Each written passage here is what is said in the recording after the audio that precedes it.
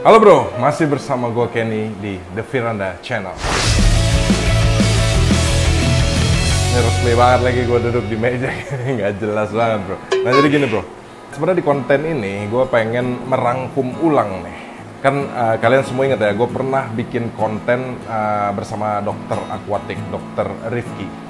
Nah lewat konten ini gue pengen lebih merangkum lah. Barangkali kalian ada yang males nonton panjang-panjang di konten gue sebelumnya gitu, karena gue bagi sampai 3 part dan menurut gue itu informasinya penting semua bro gitu. Nah sekarang kita rangkum deh poin-poin yang pentingnya aja bro.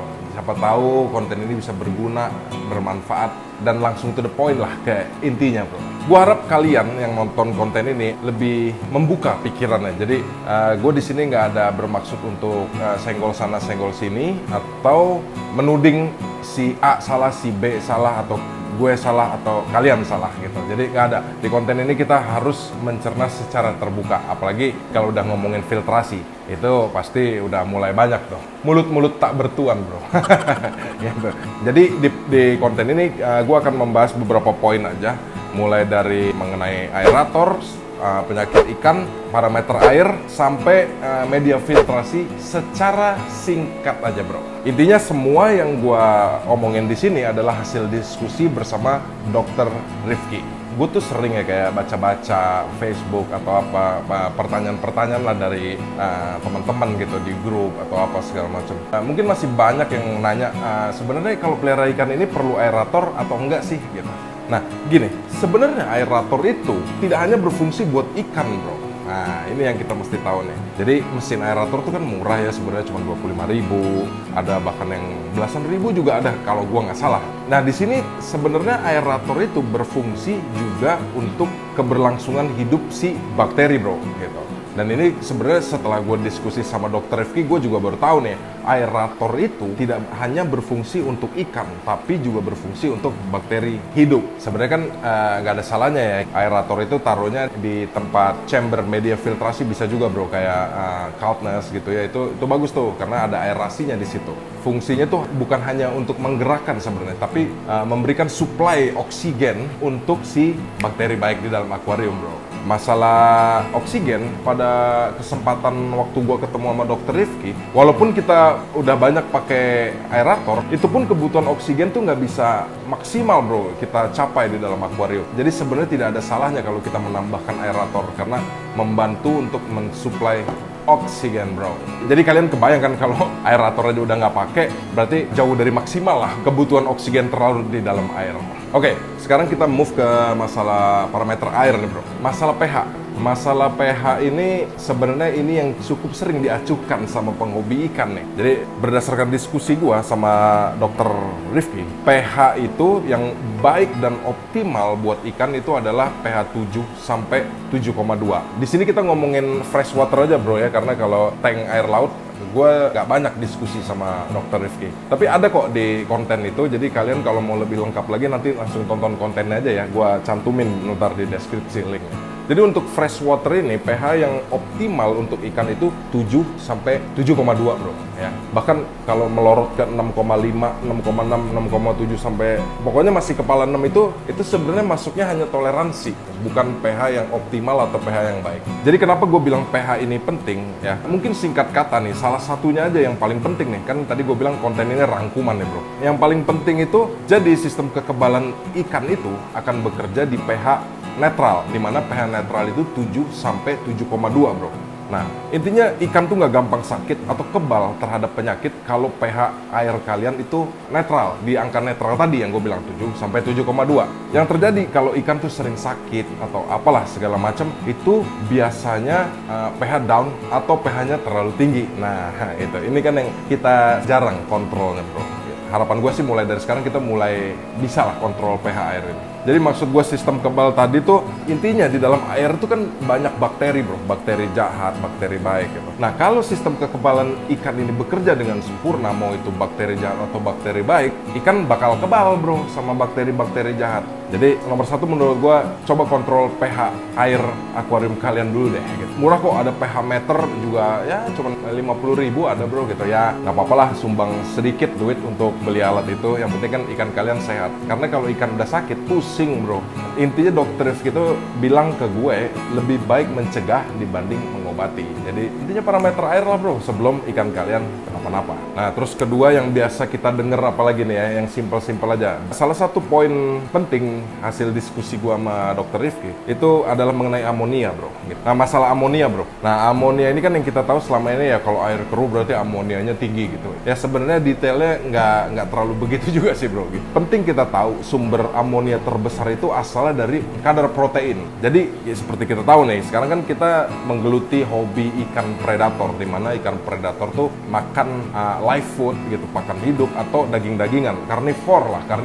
Kalau daging-dagingan itu sumber proteinnya tinggi bro. Berarti semakin tinggi protein yang dimakan dan dicerna itu berarti akan semakin tinggi amonia yang akan dihasilkan di lingkungan ikan tersebut, di dalam air bro maksudnya. Nah, jadi racun-racun amonia ini salah satu untuk mengatasinya kalau kita filtrasinya kurang baik, paling simpel adalah water change bro, ganti air gitu. Nah, sampai situ dapat kan bro poinnya. Gua minum kopi dulu sebentar.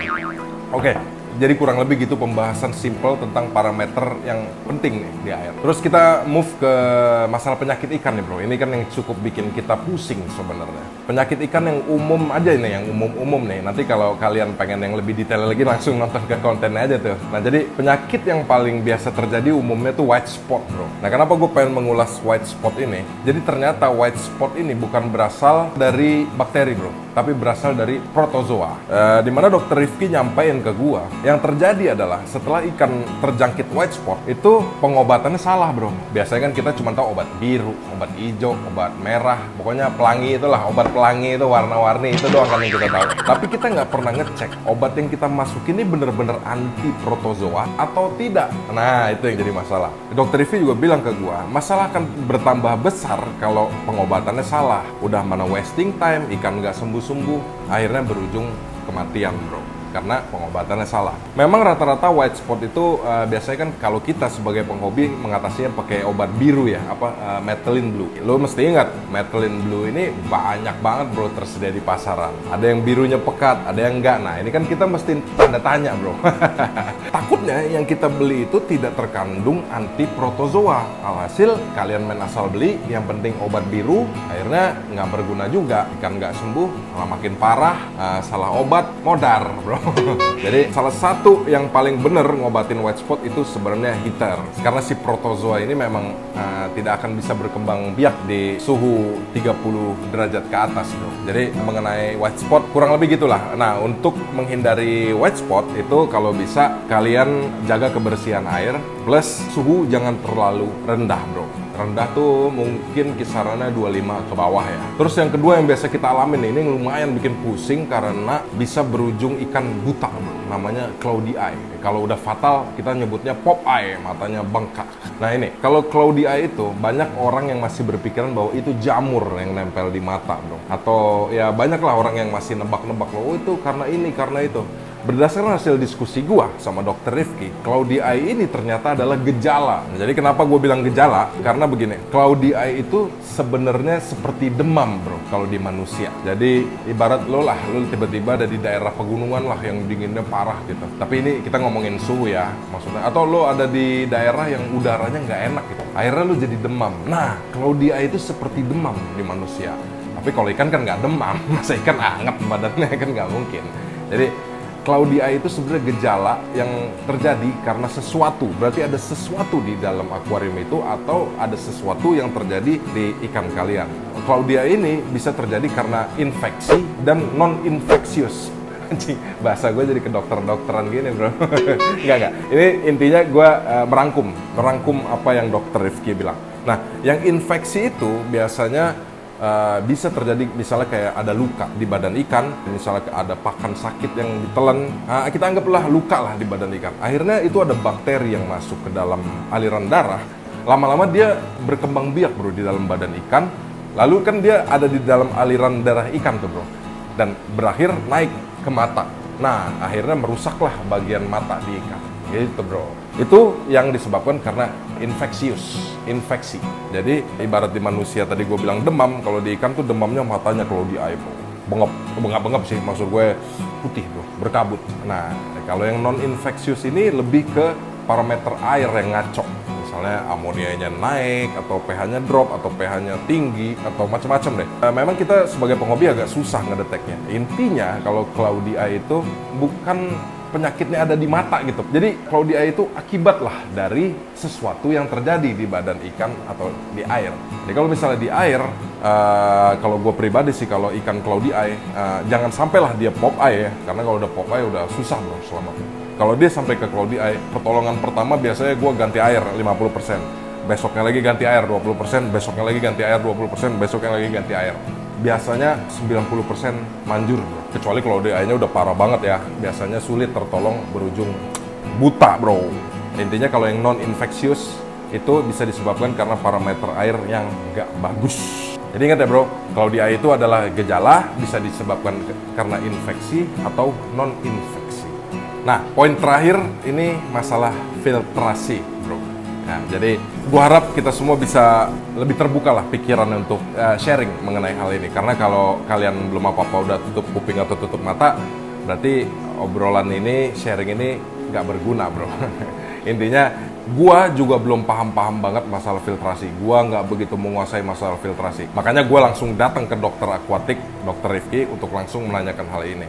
Nah, jadi di dunia filtrasi ini kan ada dua nih, biasanya media filtrasi konvensional, media filtrasi premium. Jadi dua-dua ini sekali lagi gue bilang nggak ada yang salah ya, mau itu premium, mau itu konvensional ya. Jadi gue cuma pengen jelaskan logikanya aja nih, logikanya. Kalau media konvensional kan biasanya kalian pakai batu apung kan bro. Bakteri itu kan akan hinggap dan berkembang biak di permukaan ya. Jadi semakin luas permukaan media bakteri itu berarti lebih baik untuk bakteri itu berkembang biak. Termasuk itu pori-pori ya bro, karena dalam satu bulatan itu kalau ada pori-pori kan berarti permukaannya semakin banyak. It means semakin luas. Jadi bakteri yang nempel juga bisa makin banyak bro. Nah, kalau di dalam batu apung ya, itu kan kalian nggak tahu sebenarnya satu bulatan batu apung tuh luas permukaannya berapa sih untuk bakteri itu bisa hinggap atau berkembang biak di sana. Jadi yang kita tahu bahwa batu apung harus banyak gitu. Gitu. Dan tapi walaupun kita tetap nggak tahu sebenarnya banyak itu kapasitinya berapa sih gitu. Itu nggak bisa kalian lihat pakai mata, wah ini pori-porinya banyak nih, ini nggak bisa. Kecuali kalau kalian mau pakai batu apung tapi kalian tes dulu ke lab tuh satu-satu. SSA kan biasanya kita ngomongnya, ini SSA-nya berapa nih gitu. Luas permukaan untuk menampung bakterinya itu. Kalau kalian tes satu-satu ke lab, ya buang-buang waktu juga bro. Gitu. Jadi intinya biasanya pengguna batu apung termasuk gua juga, kita taunya ditaruh banyak. Jadi gitu bro.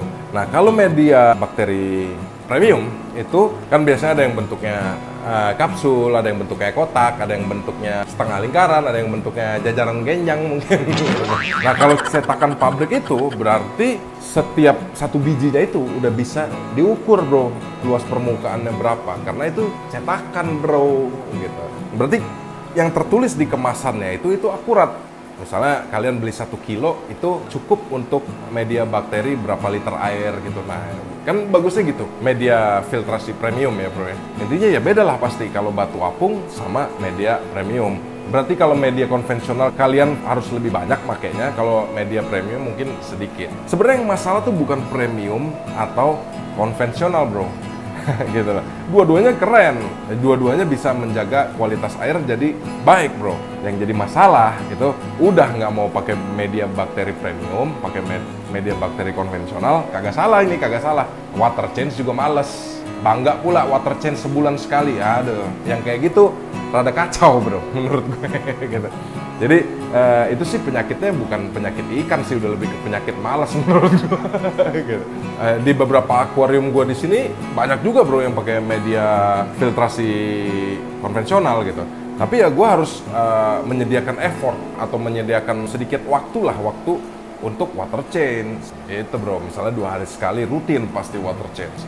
3 hari sekali, mungkin ya jangan seminggu sekali lah bro, kasihan ikan. Makanya maksud gue, kalau kalian bilang, wow ini gue bening-bening aja kok, udah sebulan nggak ganti air pakai media filtrasi konvensional, bening sih bening, udah pernah diukur belum parameternya kan gitu. Nanti tiba-tiba ikan sakit bingung kan gitu bro. Jadi intinya menurut gue sih kalau kalian yang masih pakai konvensional seperti gue, diluangkanlah waktu untuk water change berkala bro. Misalnya 2 hari sekali, 3 hari sekali, oke lah. Mungkin yang premium kalian bisa seminggu sekali gitu loh. kira-kira gitu aja. Gue nggak pengen di konten ini ada bully-bulian karena gue bukan sok tahu. Gue hanya merangkum konten hasil diskusi gue sama pakar atau dokter akuatik, bro. Biar nggak males nontonnya. Kalau yang di konten gue sebelumnya kan panjang ya, sampai 3 part ya gitulah. Jadi konten ini kayaknya lebih enak mungkin disaksikan karena lebih singkat. Jadi gitu aja, bro. Mudah-mudahan konten gue ini berguna dan sedikit memberikan jawaban lah buat teman-teman satu hobi. Bukannya gue menggurui, tapi ini juga pelajaran berharga juga buat gue. Oke, bro. Jadi jangan lupa like, share, comment, and subscribe the Firanda channel. Your hobby is your pride.